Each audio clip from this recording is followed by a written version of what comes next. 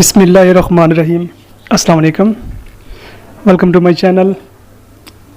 औलाद की तरबियत। शेख सादी रहमतुल्लाह अलैह फरमाते हैं, नंबर 1, जब बच्चे की उम्र 10 साल हो जाए तो उसे ना महरमों और ऐरों वगैरों में ना बैठने दो। नंबर 2, बहुत ज़्यादा लाड प्यार ना करो। नंबर 3, उस्ताद का अदब सिखाओ और उस्ताद की सख्ती सहने की आदत डालो। नंबर 4, बच्चे की वो तमाम ज़रूरत ख़ुद पूरी करो और उम्दा तरीके पर करो ताकि वो दूसरों की तरफ ना देखे।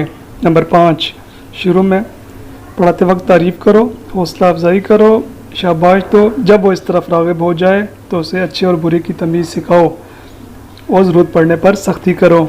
नंबर 6, कोई हुनर भी सिखाओ ताकि दूसरों के आगे हाथ ना फैलाए। नंबर 7, कड़ी नज़र रखो ताकि बुरी सोबत में ना बैठे।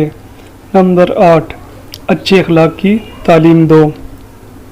वीडियो देखने के लिए बहुत शुक्रिया। अगर आपको वीडियो अच्छी लगे तो वीडियो को लाइक और चैनल को ज़रूर सब्सक्राइब कर दें।